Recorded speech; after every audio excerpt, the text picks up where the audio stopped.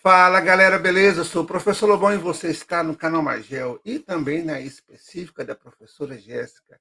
E na aula de hoje vamos falar da distribuição energética no Brasil, não é, Rocha? É isso, pessoal. Então, hoje nós vamos falar de um assunto mega, super, hiper importante, tanto para a prova de redação, né? Porque pode ser um tema de redação, já que a questão energética é uma polêmica muito grande, quanto para a prova de ciências humanas, ciências biológicas, ciências exatas, né? No caso da química, na biologia, na física e também na própria ciências humanas com geografia e até história, quem sabe, né? Então, questão sobre energia, sobretudo energia no Brasil, sempre é perguntado no Enem, não é isso, Lobão? Isso mesmo, ciências humanas, natureza, redação, na matemática, quando fala sobre, por exemplo, gráficos, tabelas, né? Então, um tema muito abrangente e muito importante, e aqui no canal Magel e aqui nesse perfil da professora Jéssica, você vai ver tudo com os professores Rocha e professor Lobão. Beleza? Beleza. Vamos para a aula, né? Vamos para a aula. Então, pessoal, a primeira coisa que eu queria que vocês entendessem é a questão de energia, né? O que é energia? Energia, pela definição da física, é a capacidade mesmo de realizar trabalho, né? Então, nós temos aqui uma capacidade de realizar trabalho, que é um corpo em movimento, e energia ela pode provir de diversas fontes, né? É, fonte de energia são os recursos que geram energia. O homem se destaca dos outros animais a partir do momento em que ele produz energia. É quando ele controla o fogo, que ele tem capacidade de transformar o ambiente que está à sua volta e se perpetuar na superfície da Terra, né? De não entrar na lista dos animais extintos existentes lá na pré-história. Então, a energia, sobretudo na vida do homem moderno, ela é tudo. Ela é tudo. Por isso, as fontes de energia podem provir de diversos lugares, né, Lobão? Dos lugares até mais inimaginados que a gente pode pensar. Isso mesmo, né? Então, energia é a capacidade de realizar trabalho, né? Energia você não cria, energia você transforma. E nós temos várias fontes de energia. Nós temos energia de dentro da Terra, energia que vem do Sol, né? E energia através aí, né, das coisas do nosso planeta, como, por exemplo, aí, os combustíveis fósseis, como, por exemplo, a força do vento, né? A dinâmica das marés os rios, né? Através da queima de combustíveis, né? Através de queima de matéria orgânica. Então, nós temos várias e várias fontes de energia. Isso, Lobão. Espera aí, só um minutinho. Antes da gente avançar um pouco, você tem que entender, pessoal aí que está nos vendo aí, entender que quando se fala de energia, você tem que saber responder três coisas sobre energia. Primeiro, é como ela se classifica. Segundo, como ela é produzida, como ela é formada. E terceiro, quais são os pontos negativos e positivos do uso daquela fonte de energia. Não existe nenhuma, eu vou voltar a falar novamente, não existe nenhuma fonte de energia totalmente limpa. Tem aquelas que talvez possam causar menos impactos, mas todas as fontes de energia utilizadas no mundo moderno, elas têm seus critérios positivos e critérios negativos. Cabe a cada espaço, ao produzir aquela fonte, analisar se compensa ou não. Quando a gente vai dividir e classificar a energia, você pode classificar a energia, né, de três maneiras. A primeira maneira, ela, ela pode ser classificada de acordo com a origem. De acordo com a origem, pode ser energia antiga e energia moderna. Foi questão do Enem de 2019, deu um texto sobre energia e perguntou, né, nesse texto perguntou você marcar as fontes de energia moderna. O que são fontes de energia moderna? Não são aquelas recém-inventadas, são aquelas mais utilizadas hoje.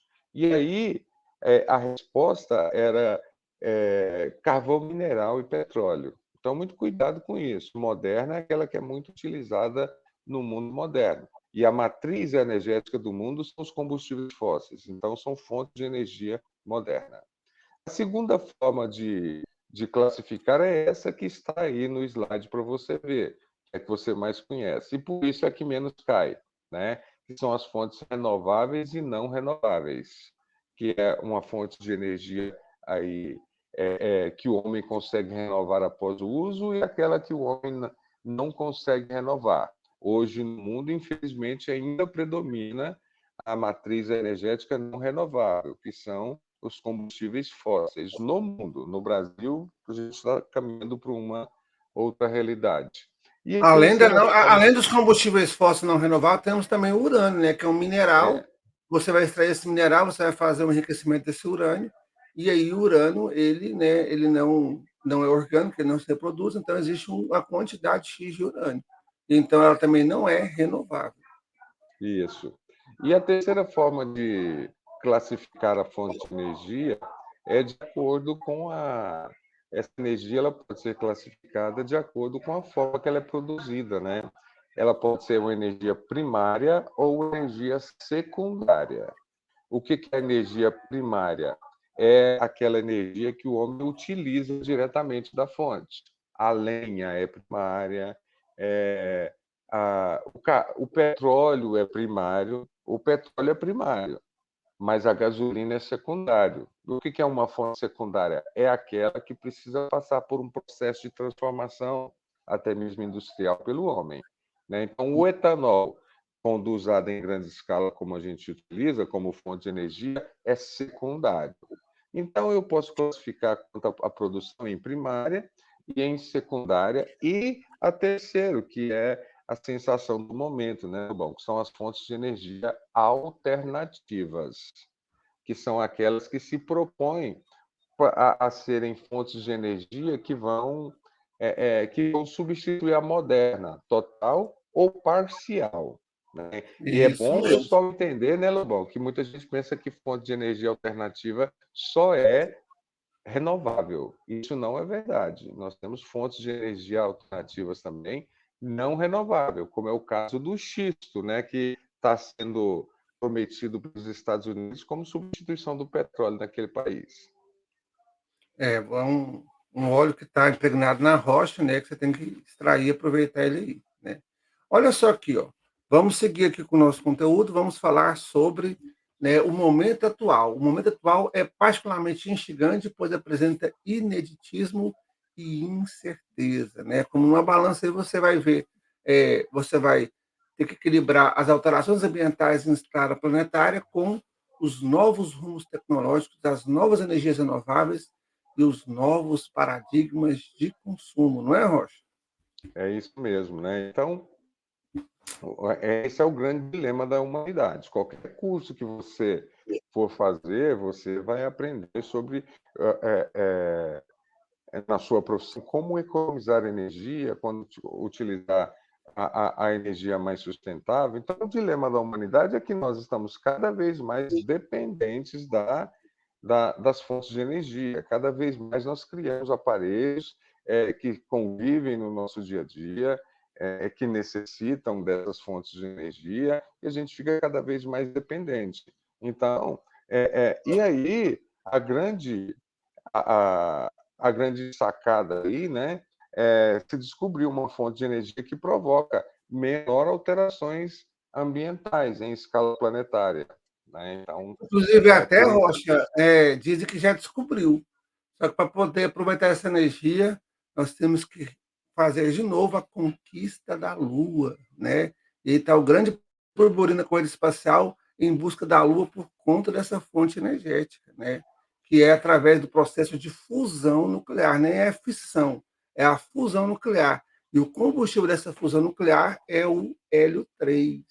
E nós temos muito hélio 3 lá na Lua, né? E o planeta que sabe onde está essas hélices, que tem um mapa da Lua onde tem esse hélio 3, é a China. E a China já está fazendo uma corrida muito grande para poder chegar na Lua e explorar esse recurso energético, que pode ser a solução, pois, né, ele vai ter um grande rendimento e não gera impacto ao meio ambiente. Mas isso é e uma coisa recentemente, para o futuro. Recentemente nós tivemos até a chegada da Índia na Lua, né, Lobão? Então é uma corrida também das potências emergentes, como você citou a China, Índia, né? Será que nós vamos ver um dia também a chegada do Brasil à Lua, Lobão? Tem gente que no Brasil vive no mundo da lua, né? Já tem muito brasileiro no mundo da Lua. É. Verdade. Então, o grande desafio é isso. Você pode ser que vai fazer uma redação sobre esse tema, você pode falar que o grande desafio é esse, é desenvolver uma fonte de energia que, ao mesmo tempo, provoca menores alterações. Como eu disse, não existe fonte de energia totalmente limpa. Toda fonte de energia tem seus pontos positivos e seus pontos negativos. E essa é Então, a olha só, segunda questão que você tem que é, entender. resumo da visão da Agência Nacional de Energia sobre o futuro energético no mundo, né? Esse é um dado de 2018. Restrição ambiental. As atuais tendências do consumo de energia são insustentáveis, sob o ponto de vista ambiental, social ou econômico. Então, o consumo está muito exagerado e muito mal feito e precisa ser redimensionado e organizado. Outra coisa, o petróleo continuará a ser a principal fonte energética, mas mais o que hoje? Mas ele está reduzindo cada vez mais, né, Lobão? Então, ele vai continuar sendo a principal fonte energética, mas vai haver ainda a atuação do cartel, vão ocorrer os conflitos pelo petróleo e pela água, né? Especialistas geopolíticos dizem que os conflitos do século XXI. E esse petróleo não é uma fonte de energia democratizada, né? A gente sabe que ela existe apenas em alguns lugares específicos do planeta e é usado, nesses lugares, ele é usado também como força política, como luta, disputa por hegemonia. A gente vê as profundas guerras do século XX por causa do petróleo no Oriente Médio, que é a maior reserva do mundo. Agora, até a necessidade do petróleo, por causa da diminuição da guerra em Israel, fez os Estados Unidos voltar relativamente atrás na questão do embargo da Venezuela, né, Lobão? Que os Estados Unidos está liberando um pouco o embargo para ter acesso ao petróleo venezuelano. Isso mesmo. Então, olha só, para evitar consequências abruptas e irreversíveis, é necessário uma descarbonização da matriz energética mundial. E você tem, por exemplo, a eletrificação do transporte, né? O uso de automóveis elétricos, entre outras formas de energia. Para um cenário onde o aumento de temperatura possa ser limitado a só mais 2 graus Celsius, a redução de emissões deve ser significativa em todas as regiões do planeta. Novas formas de geração de energia estão surgindo aceleradamente ao longo dos últimos 20 anos. E as mudanças tecnológicas na demanda também serão necessárias. E aí você vai ter, então, uma mudança de paradigmas, uma mudança de pensamento para uma nova consciência ambiental, uma nova consciência energética. Isso é essencial, né, Lobão? Nós temos países como os países europeus, onde o petróleo já está num ponto que é praticamente sustentável. O alto custo de petróleo na Europa está levando o continente europeu e o mercado levando o continente europeu a fazer promessas, né? Muitas vezes, como nós falamos aí sobre os sistemas de transporte elétrico, transporte coletivo elétrico, que vai funcionar mais, né? Porque você não pode ter essa visão de que carro elétrico é, vai sustentar, vai substituir o carro movido a petróleo no mundo, porque, né, ainda tem muitos aspectos negativos, tem a questão do preço dele muito aquém da maioria da população brasileira, da população mundial, né? Tem a questão da tecnologia envolvida, que é muito grande.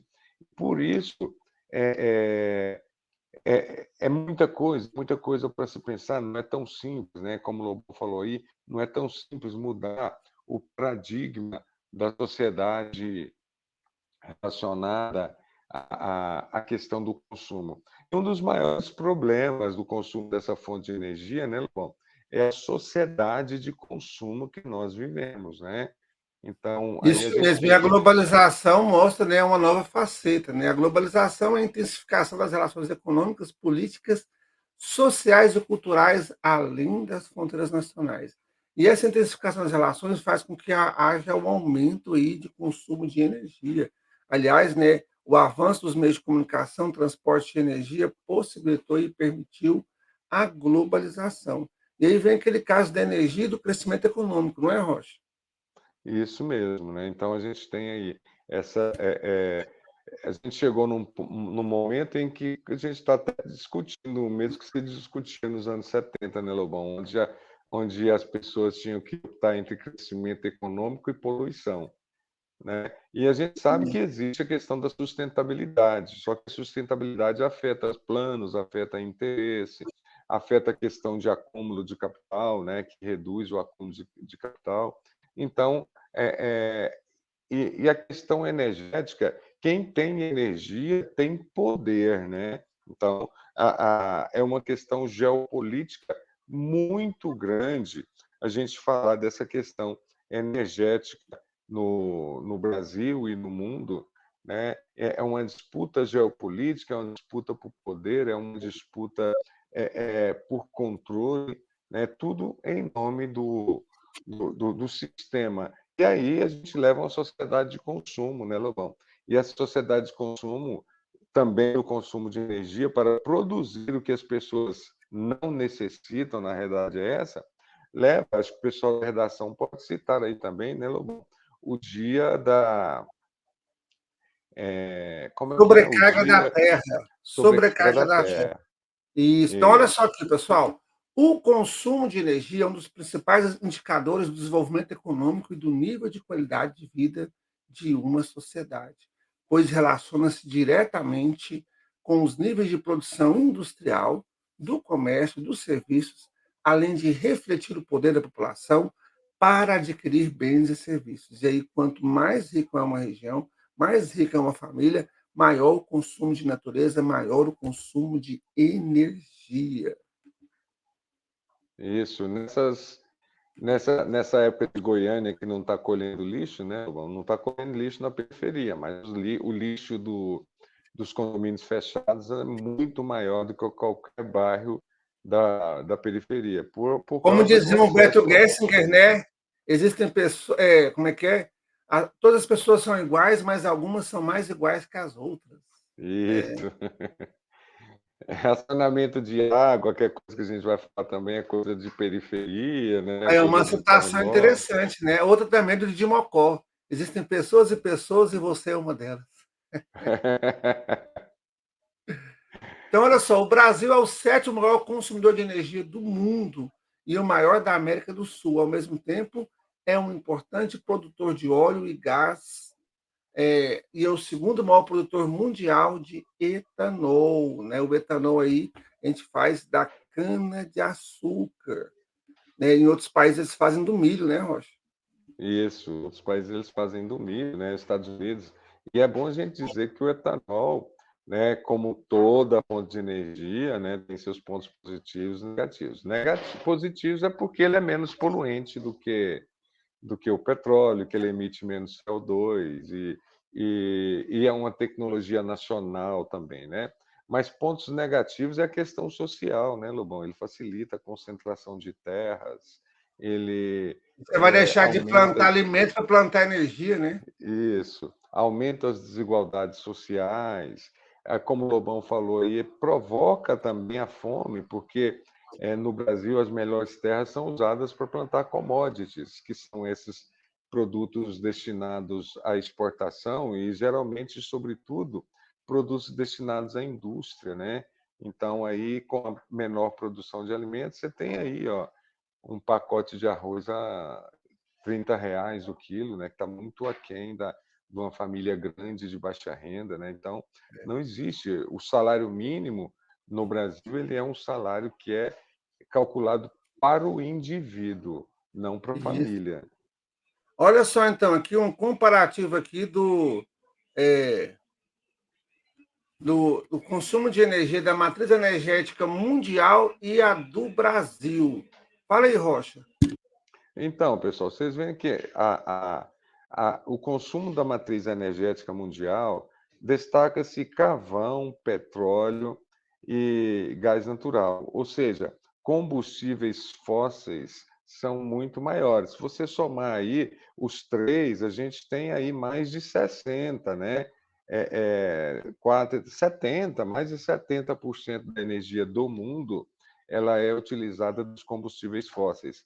Mas nesse ponto aí o Brasil está dando uma goleada no mundo, né? O Brasil está usando aí principalmente aí nós estamos aumentando. Se você somar aí a hidráulica com o derivado da cana, nós temos aí um crescimento muito maior de energia mais limpa, utilização muito maior de energia um pouco mais limpa do que o petróleo. Lembrando, toda fonte de energia tem seus pontos negativos, né? Não tem como produzir uma fonte de energia somente positiva. Então, nesse ponto aí, enquanto o Brasil sofre puxão de orelha da França com relacionado à Amazônia, com relacionado à questão ambiental, o Brasil também poderia dar um puxão de orelha na França, né? Que a França é um dos maiores consumidores de energia nuclear. E também lembrar para o pessoal que a energia nuclear, muita corrente de pensamento considera a energia nuclear como uma energia limpa também, né, Lobão? Não gera poluição atmosférica, mas gera o lixo radioativo. A questão é que às vezes Isso. tem países que não têm o potencial que o Brasil tem de aproveitar a energia do sol, do vento, da força hidráulica, né? A França é um país onde não tem essas possibilidades aí, e aí o que sobra seria isso. Por isso é aquela importância aí depois de começar a utilizar o hélio 3 e a fusão nuclear para poder gerar energia. Mas tem E, que pegar esse combustível lá na Lua. E os outros países também, né, são poucos os países que têm grandes extensões territoriais como o Brasil, com capacidade de utilizar essas fontes de energia, né, Lobão? Isso.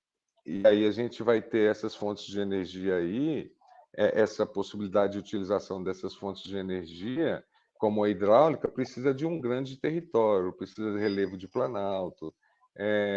E o caso a cana-de-açúcar, quando o Brasil propôs na Conferência de Desenvolvimento Sustentável em 2002, em Joanesburgo, na África do Sul, o Brasil propôs que o mundo substituísse o carvão mineral, o petróleo, em até 10%, né, utilizando a produção do álcool, do etanol. O mundo recusou, porque países como a Alemanha, por exemplo, ficariam muito dependentes da importação desse produto. Se a Alemanha for substituir o que ela consome de petróleo por etanol, ela vai virar uma grande fazenda de cana-de-açúcar e não vai ter A um cana-de-açúcar é um resultado produto grande. tropical, né? Não desenvolve lá, né? Isso que eu ia falar, não ia ter uma cana-de-açúcar de produto tropical, a cana-de-açúcar precisa de solos férteis, e você sabe, né, que esses países desenvolvidos não utilizam os solos férteis deles para cultivar matéria-prima. Matéria-prima eles buscam nos países periféricos e vendem e plantam comida. E aí tornam os países periféricos, além de dependentes da economia, dependentes da comida, né, Lobão? O trigo, por exemplo, o Brasil é chamado de o celeiro do mundo. O trigo que o Brasil consome, ele 70% dele é importado. Então, a gente usa as nossas terras para produzir soja, cana-de-açúcar, algodão, café, cacau, banana, laranja. Nenhum disso aí é alimento, tudo é commodity. É matéria-prima voltada para Mas no caso exportação. do trigo é porque também ele desenvolve regiões mais frias, né? Nós dependemos aí da Argentina, da China, né? E aí só no sul É, do Brasil que se desenvolve o trigo também de mais qualidade. Tem as culturas tropicais, temperadas, né? E aí depende da região. E o Brasil é um país tropical. mas assim, né, Lobão, tem a Revolução Verde aí que jogando coisa que o Brasil não gosta de fazer, né, jogando uma pesquisazinha em cima, a gente consegue selecionar sementes A aí Embrapa é de muito qualquer. importante, né, para isso, né? É, Olha e só, até, produzir. falando de Embrapa, até ontem, né, não sei se foi lá, mas eu quero ir. A Embrapa tá, acho que não, é na feira do Piqui, ela está distribuindo, olha o tanto que está evoluído, está distribuindo piqui sem caroço, né, Lobão? Piqui sem É, espinho, melhor dizendo. enfim. O sonho de Olha só, consumo. produzir energia causa conflitos. Todas as formas de produção de energia impactam de algum modo em graus diferentes no meio ambiente. O Roger já falou sobre isso, né? Mesmo as chamadas energias renováveis podem causar problemas ambientais. Por exemplo, a energia eólica, frequentemente classificada como limpa, causa problemas de ocupação de terras, poluição sonora, o barulho é ensurdecedor, né? E pode ser uma ameaça à vida de aves silvestres. Então, não Isso. existe energia totalmente limpa, mas existem alternativas aí, né, que vão gerar menos impactos em algumas áreas e mais impactos em outras. Além do mais, e que ela também não pode ser instalada em qualquer lugar, né, Lobão? Tem Imagina, que Goiânia ser ter um sustentada vento por energia constante, eólica nesse paradão, nesse calorão ali. Então, é são muito lugares que forte têm na região da correntes de brisa vento. marítima, na região próxima ao Equador, e aquele vento minuano do sul do Brasil. Isso. Então, aí, e é uma energia que deixa o homem muito à mercê da natureza, né? Então, depende muito de correntes de vento. E também, né, Lobão? Também, pelo volume de energia que a gente consome, essa fonte de energia eólica é uma alternativa, porque ela tem o objetivo de diminuir o consumo de outras fontes O energéticas. lance Ela é diversificar, é aproveitar, né? Por exemplo, tem uma cidade, não lembro aonde, que eles colocam, por exemplo, nos postes, né, mini aerogeradores e painéis solares. Aí, durante o inverno, o vento é mais forte, ele vai gerar através do vento. Durante o verão, já o sol é mais forte, vai gerar através, né, da energia solar. E aí você vai diversificar. Não depender de uma fonte grande, você fazer várias pequenas centrais elétricas, né? E você diversificar os modais, né? Olha só que, Isso por exemplo, aí, só um minutinho, Lô, só comentando tá. sobre isso aí é a sustentabilidade do mundo moderno, né? Porque nos anos 70 a tendência do governo brasileiro era construir grandes complexos de produção energética, como Itaipu, como as grandes usinas hidrelétricas que a gente tem Tucuruí, aqui. né? E deixa Três todo, Marias. além de deixar todo o país dependente desse sistema, né? Então, por exemplo, quando dá uma pane em Furnas, metade do Brasil tem um apagão, né? Por isso que o ideal é isso que você falou. Se vocês forem falar sobre produção de energia no seu texto, você presta atenção, porque hoje a sustentabilidade afirma que não é antiambiental você construir grandes projetos. Você tem a ideia agora é você construir pequenos projetos de energia adaptados às condições reais de cada lugar. Então, o ideal seria que cada município tivesse um gerador de energia para ele, né, Lobão? Aí utilizando os recursos que ele tem. Tem E município que tem cada muito casa também vento. gerar parte da energia, né? E aí você Sim, vai cada ter essa casa gerar diversificação. parte da energia, Olha só, né? Rocha, só é interessante que a energia solar, apesar de não poluir na fase de operação, vai utilizar células fotovoltaicas cuja fabricação envolve mineração e produção de materiais perigosos, tais como arsênio, cádmio ou silício inerte, né? Outra coisa, a queima de biomassa polui a atmosfera com particulados, apesar de que o CO2 emitido será absorvido pelo replantio. A biomassa também está associada à necessidade de extensas áreas voltadas para o cultivo de energéticos, aquele negócio que eu falei, né? Ou você planta energia ou você planta alimentos. Então, tudo tem os seus prós e tem os seus contras. Você pode estar abordando isso aí, né? Na sua redação. O setor elétrico brasileiro, né? Então, o Brasil ele é único pela sua grande distância norte-sul, que é a chamada distância latitudinal. Isso vai ter um grande potencial e uma grande diversificação elétrica brasileira, não é, Rocha?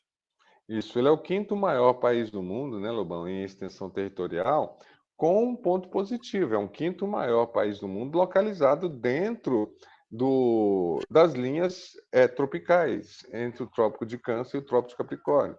E o Brasil tem uma vantagem sobre outros lugares, né? O sol brilha o ano inteiro, né? Então, essa seria uma fonte de recursos que Estados Unidos não dispõe, porque parte do território americano está na zona temperada, China inteira está na zona temperada, a Europa está na zona temperada. Então, o Brasil, essa posição geográfica do Brasil facilita muito essa disponibilidade energética. O que falta é investimento, o que falta é interesse na produção dessa energia, né? Nós temos aí por exemplo, nós estamos aumentando o consumo de energia, mas a produção energética nossa, né, Lobão? Assim, as bases de produção energética nossa é dos anos 80, anos 90, são poucas as novas fontes de energia que o Brasil desenvolve, e mesmo quando desenvolve, são fontes de energia que provocam grandes alterações na questão ambiental. E a gente, para mostrar aqui uma isonomia muito grande, né, Lobão? Tem muita gente que pensa que governo A ou governo B defende a questão ambiental, lembrando que a usina hidrelétrica de Belo Monte, que foi muito contestada no Brasil pela sua questão ambiental, inundando terras indígenas, inundando milhares de hectares de floresta, a usina hidrelétrica de Belo Monte foi construída na gestão do atual partido que está no poder, inclusive provocando a demissão da ministra do Meio Ambiente atual, na época, Marina da Silva, que foi completamente contra. O Ministério do Meio Ambiente condenou a criação da usina hidrelétrica de Belo Monte, né? E eu acho que na sua E redação, se agora vai você... ter a questão sobre a exploração do petróleo na bacia na foz do Rio Amazonas, também pode gerar esse impacto, né? Mas Pois vale é, lembrar que Belo Monte, ela inundou uma área bem menor do que Balbina, né, na região de Manaus, gera muito mais energia e ainda teve um bafafá, né? Porque a diferença é que Belo Monte foi feito durante a democracia e Balbina durante a ditadura militar, onde você não podia questionar nada. e Belo Monte usou, né, as empresas contratadas, cheias de suspeitas na aquisição do contrato, utilizaram até de mão de obra análoga à escravidão dos operários para poder produzir isso aí. Olha Mas, só, Rocha, enfim, o seleto grupo hidrelétrico, né? O Brasil perde só para a Noruega na porcentagem de energia através da força da água. E olha só que o Brasil, a Noruega é pequena, a Venezuela é pequena, é um país muito grande, né? Então se compara mais com o Canadá, que são países muito grandes e que usam bastante energia hidroelétrica. e também a questão de número de população, né? O Brasil aí É muito mais tem a populoso, né? sétima maior população do mundo, né, Lobão? E Noruega tem esse percentual é feito relacionado à necessidade do país, né? Então a E Noruega é Canadá também também é muito pequeno, né? a A quantidade de população do população Canadá. é, Isso. Aqui um é isso mesmo. comparativo ó, entre o Brasil e o Canadá. Ó. O grande diferencial não é apenas ter hidrelétrico, mas sim o fato dos relatórios serem capazes de guardar energia. Né? 500 quilômetros cúbicos é equivalente a uma caixa d'água cubo de 8 quilômetros de dimensão. Então, a capacidade de armazenamento aí do Brasil ele perde só para o Canadá. Como nós falamos aí, também essa questão de a hidrelétrica, essa questão muito utilizada nessa questão da extensão territorial. Aí agora, Rocha, lista para nós aí a singularidade, né, o caráter único aí do sistema brasileiro. Olha só aqui, ó, nós temos aí um aspecto muito importante que vai dar voz, né, para o Brasil em relação ao sistema de energia. Então, pessoal, o Brasil tem essa questão da energia, né, relacionadas à hidrelétrica, porque o Brasil apresenta algumas vantagens, como nós dissemos, em muitos países não existem, né? A predominância de rios de planalto, porque nosso relevo predomina um relevo de planalto, escudo cristalino, maciços antigos, e são planaltos. O que é planalto? É aquela altitude, em linhas gerais, de um conceito básico, altitude acima de 250 metros, né? No Brasil, como apresenta rios, os nossos rios são de abastecimento fluvial, nós temos as chuvas bem distribuídas durante o ano, né, de abastecimento das chuvas, então temos poucos rios que secam durante o período da seca, isso é mais no Nordeste, então a gente se apresenta grande volume de água nos rios, rios de planalto com grandes volumes de águas, que percorrem grandes extensões do território brasileiro. Nós temos aqui no Brasil e em outros países a maior bacia hidrográfica do mundo, a bacia do Amazonas. Depois nós temos no Brasil grandes bacias hidrográficas totalmente. A segunda maior do continente americano, que é a Bacia Platina. E depois nós temos grandes outras bacias totalmente brasileiras, como a Tocantins, que é a maior de toda brasileira, e a do São Francisco, né? Então, os rios percorrem grande extensão territorial. E aí alguns rios, né, que mais produzem energia elétrica.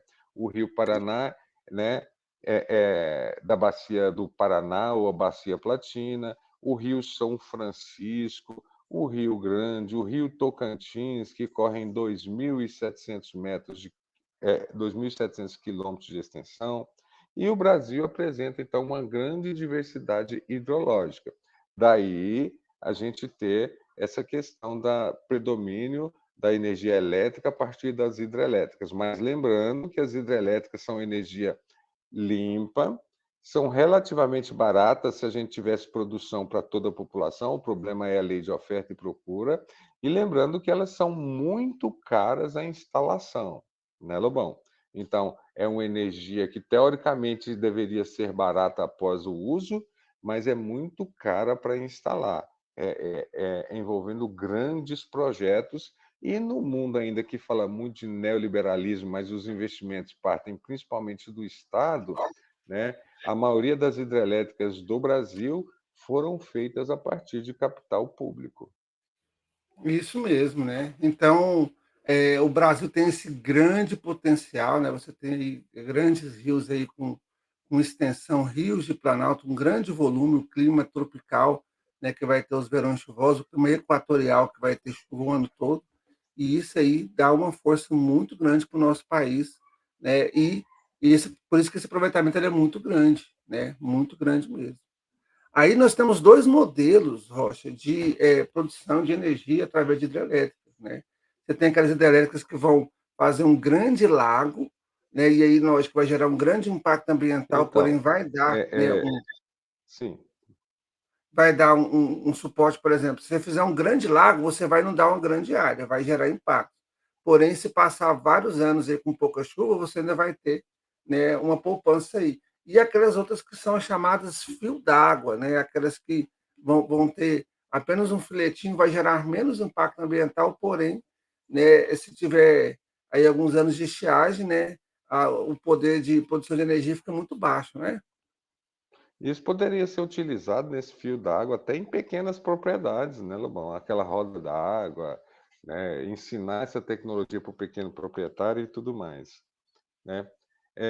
O sol, né, como nós falamos aqui, já é a questão do sol, falamos que todas as fontes de energia, né, apresentam seus pontos positivos, negativos. Vamos lá para a biomassa, Lobão? Só falar um Vamos para a pouquinho sobre o biomassa. etanol. Tá, deixa eu passar aqui, espera aí. Então, é, Biomassa. o que é a biomassa? A biomassa é a fonte de energia que é produzida a partir da matéria orgânica, seja ela vegetal ou seja ela de origem animal. Então, como eu digo de origem animal, o resto de alimentos também é biomassa, né? Que é aquele alimento que a população joga fora, então aquela matéria orgânica, né? Que é jogada no biodigestor e transforma em gás, biogás, e transforma em fertilizantes e tudo. Mas principalmente a biomassa, ela é de origem vegetal, né, Lobão?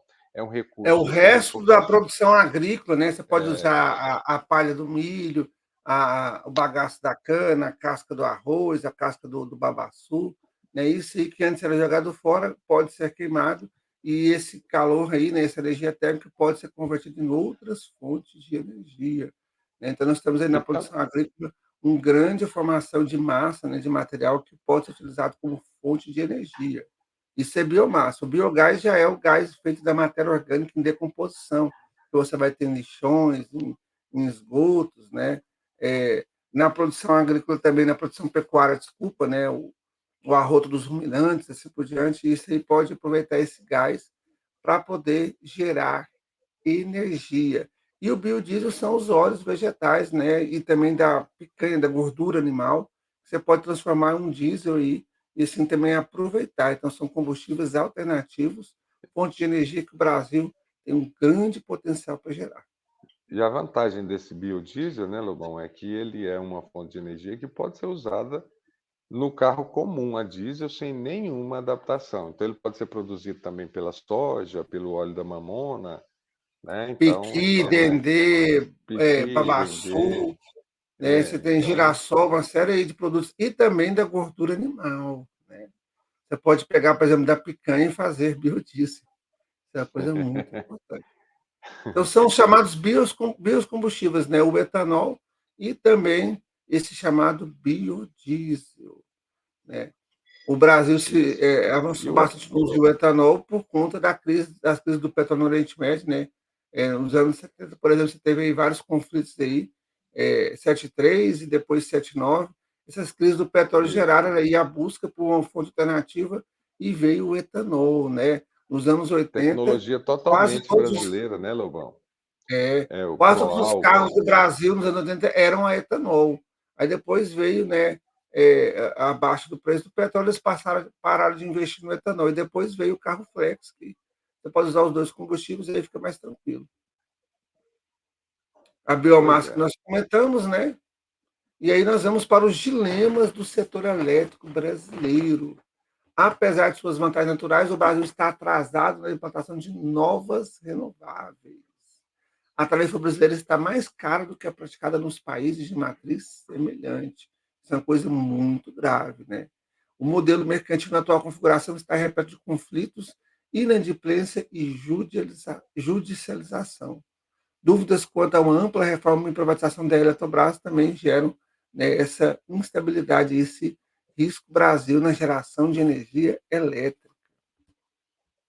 Quando outros países privatizam a geração de energia, né, Lobão, eles privatizam com várias indústrias para gerar, várias empresas para gerar uma competição. Por exemplo, em Goiás nós tivemos a privatização da Celg, né, e foi privatizada para a Enel e agora que foi passada para a Equatorial, né? Então, privatizar uma energia e também tem muita questão administrativa, uma empresa que monopoliza um mercado de um estado inteiro, né, sobre o capital privado fica meio questionador, né? Na verdade, a gente deveria ter uma competição, como se tem no fornecimento de energia, deveria ser uma competição como se tem no fornecimento da internet. Você vê as empresas brigando, oferecendo pacotes, oferecendo serviços melhores para poder atrair o consumidor. E só privatizar, mas privatizar e deixar no monopólio de uma empresa privada é meio complicado. Mas isso é questão para outra aula, para falar de neoliberalismo, de privatizações, né?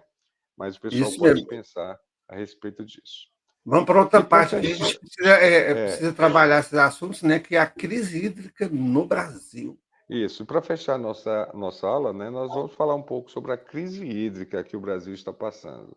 E nós temos aí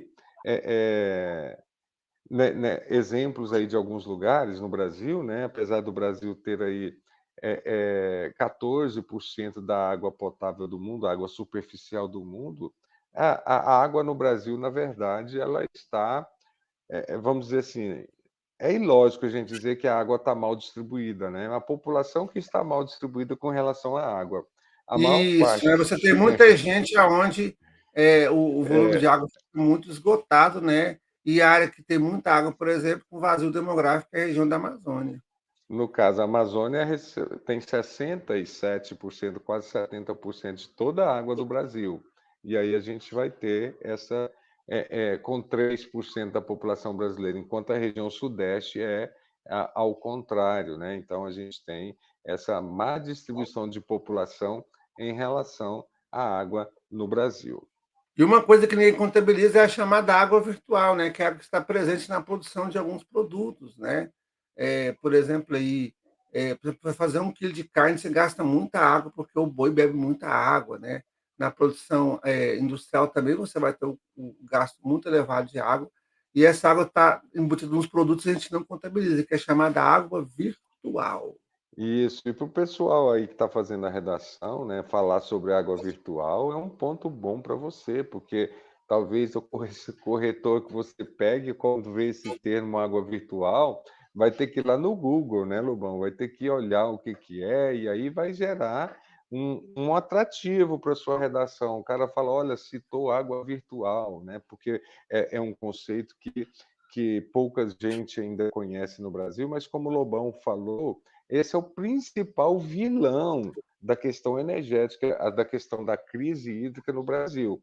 É a Nós água que é produzimos usada para alimentos para produção. 1 bilhão de pessoas, né? E esses alimentos estão água embutida, porque usa na produção, né? O Brasil gasta muita água da, do consumo de água, muita água vem no campo e a gente não contabiliza isso, não pensa nisso, né? Então, os outros países, né, não gastam água deles para produzir produtos agrícolas e o Brasil gasta bastante, não está contabilizado esse processo.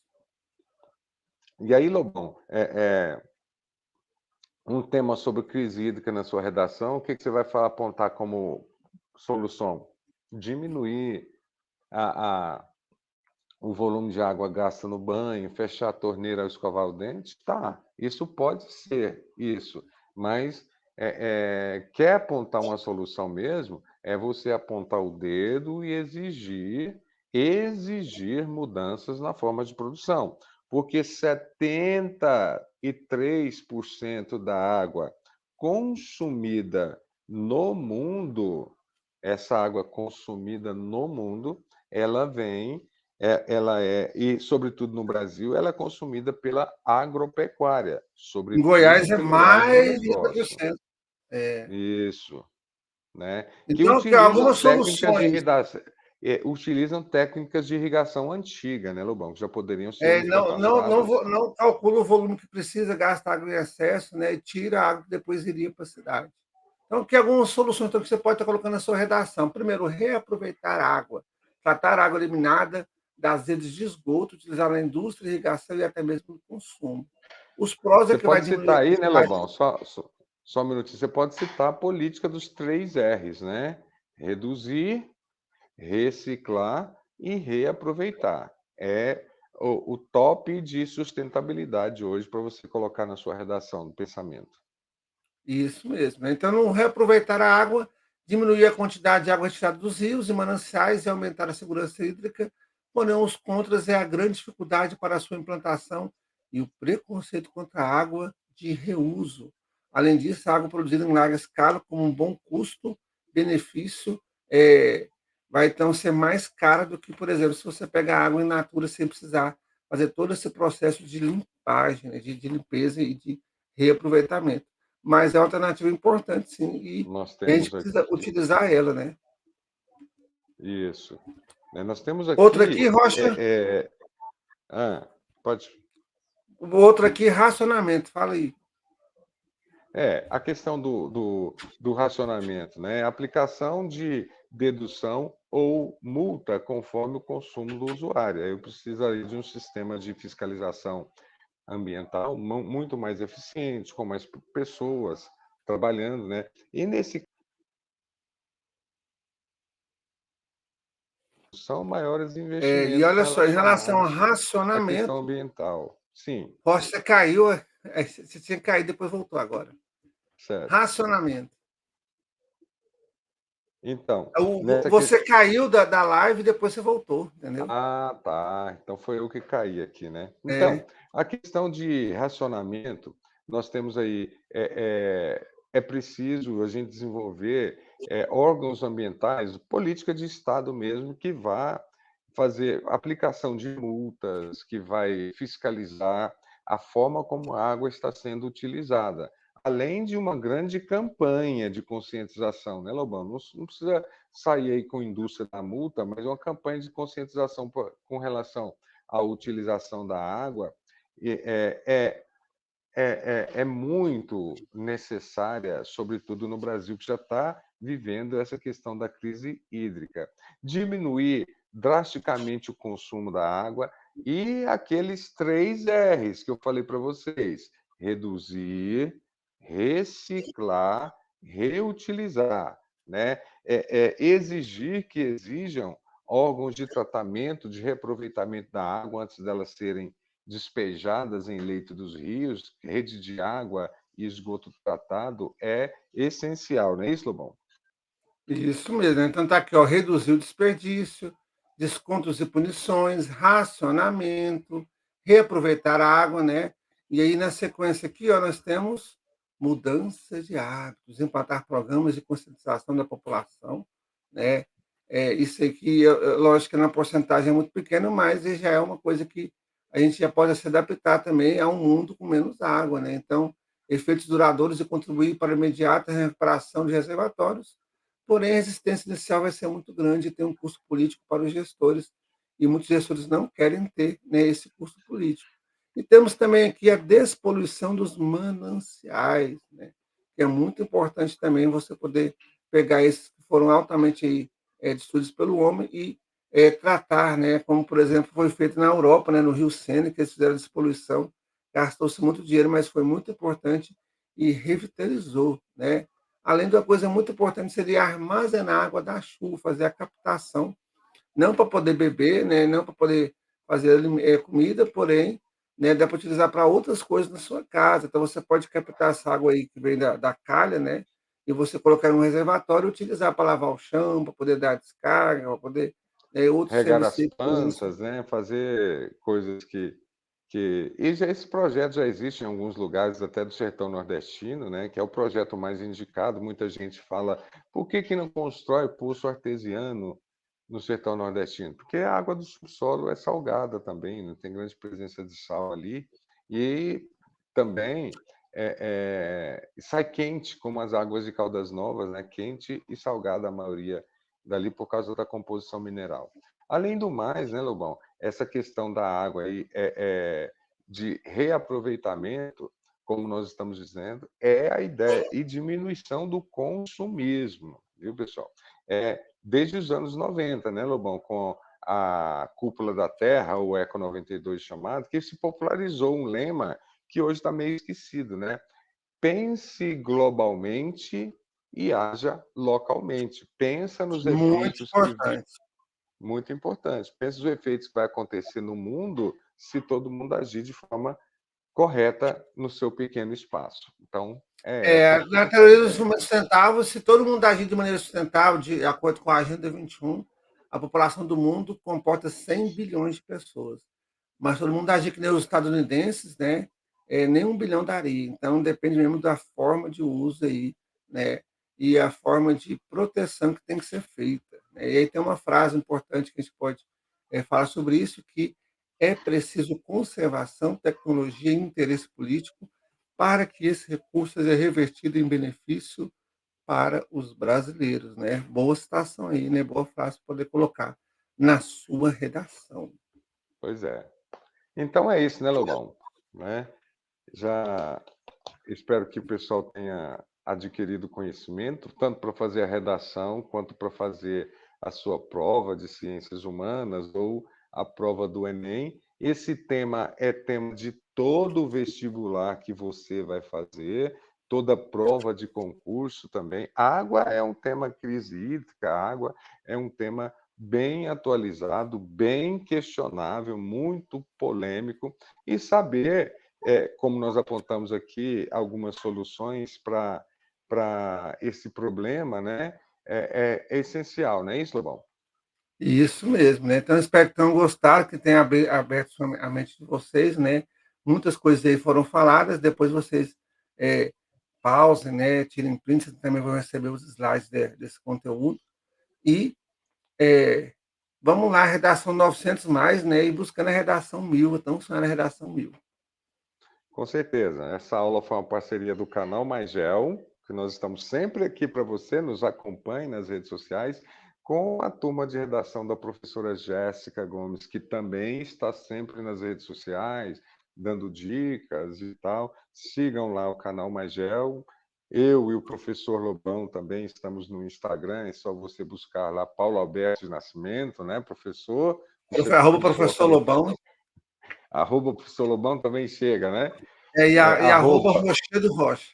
isso, e arroba canal Mais Gel. E arroba JG, né, que é a professora Jéssica Gomes, você vai ter acesso. Ó, e nós estamos aí, às vésperas, final de ano, você sabe como é que é, né? Enem, prova batendo na sua porta de todo lado. Então, beleza, espero que você tenha gostado do conteúdo e agora é partir para cima, cai dentro. Valeu, É isso pessoal. mesmo, um grande abraço então, fui. Tchau. Tá bom.